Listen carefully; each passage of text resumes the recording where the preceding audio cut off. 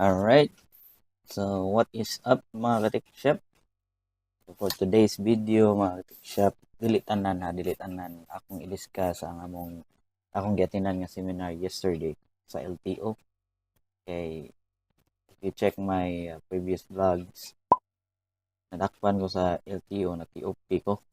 So ako i-discuss nga itong mga importante uh, nga mga points yesterday. And hopefully makatabang ni sa ubang drivers ba. So if you're new to this YouTube channel, don't forget to like and subscribe. Let's go.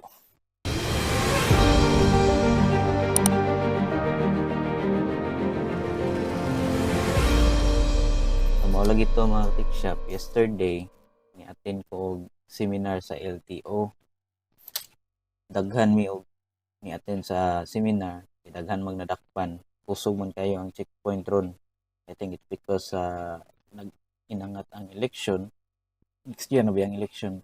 So, nadakpan ko. And then, nakamulta ko og 6,000. Pero ting mahala mga ka-tech shop. So, mo nang bantay-bantay mo naay mga checkpoint. Kaya, dili lalim. Kaduhan ako naka-absent mga ka-tech shop. So, meaning, dili lang kay 6,000 ang nawala sa kuha. Duha ka adlaw nga sweldohan.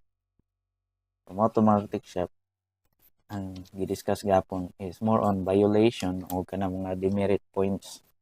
Dili na ako discuss kanan. Ito lang mga importante. So ni-take ang seminar og 4 hours, nag-start mi og 9 AM but dapat didto na ka sa ilang office 8 AM. Nag-start mi 9 AM na human almost 12 na to siya. Ang among gibuhat yapon is ang Driver's Reorientation Course, DRC 201.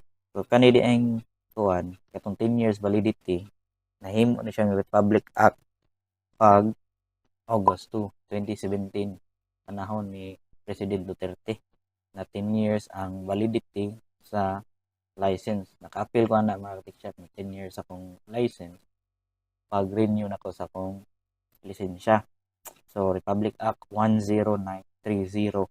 But, in the span of 10 years, naagay kay violation or nadakpan kag LTO, ini-renew anak nimo, mahimo na lang na siya og 5 years. So, mao na siya consequence kung madakpan ka og LTO.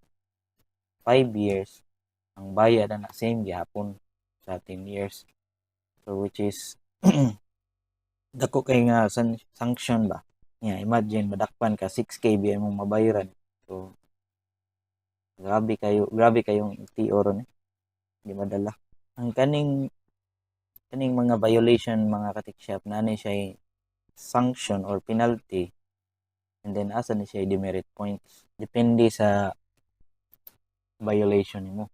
Ang naka diferensya sa non-professional nga license or professional nga license is if ang professional license nga driver na dakpan, ma-times to ang imong demerit points. So for example, sa kuha, ang violation ako is brake light, defective brake light, and that's a grave violation according to LTO.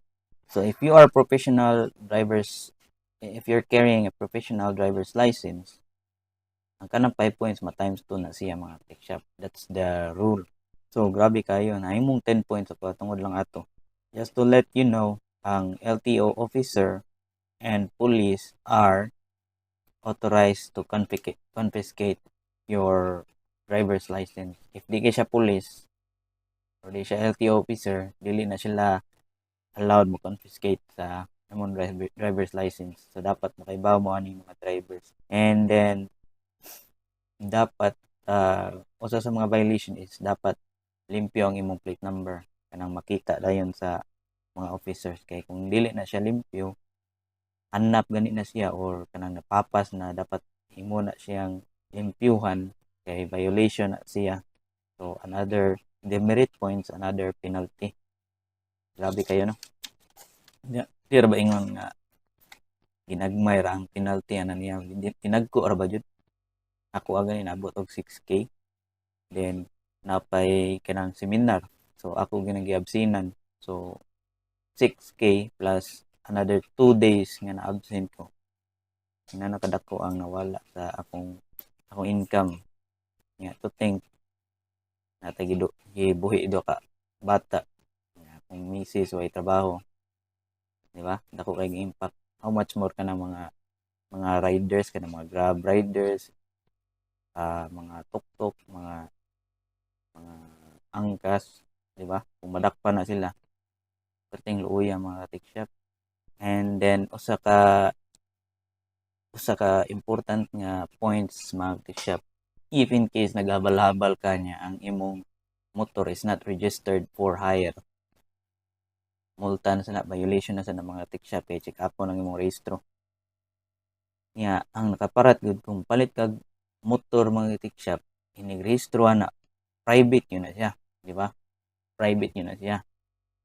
Nya naka-decide ka nga maghabal-habal ka kay for additional income. So nya dili ka aware ani nga dapat di ay for hire ang naka-register sa imong motor kung maghabal-habal ka or mag-angkas driver ka or mag-delivery ba. So maabtan kag checkpoint niya ang imong rehistro sa motor is not for hire, nakabutang dito private, another violation na siya, another demerit points. Bayad ka na seminar sad ka, imagine na lang dako kayo bayad nya gamay kag income. So kamo mga riders dapat ipa-convert na ninyo ang inyong mga registration kay maabtan kay mo checkpoint mo nagingon yayay gid mo.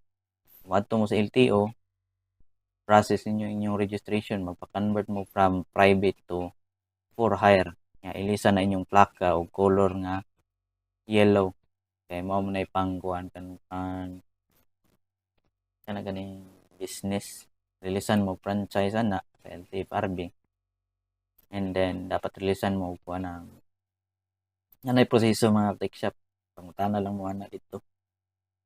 If wala gay plaka nga ma-release kay mao mo issue sa LTO, wala plaka nga ma-release kay tungod sa kadaghan tagaan ra mo permit, dapat naa matong permit nga permission nga pwede mo deliver o pwede mo transport with payment sa mga pasahero. Okay, once nga maabtan mo sa checkpoint, yan i-check sa rehistro, not for hire, dakop na, bayad, violation. Yan ay gingon dito sa usa ka driver ba. Ingnon lang kuno niya nga ang iyang angkas is iyang uyab. Sure ka, dili na bugal-bugal. Dakpan mo na.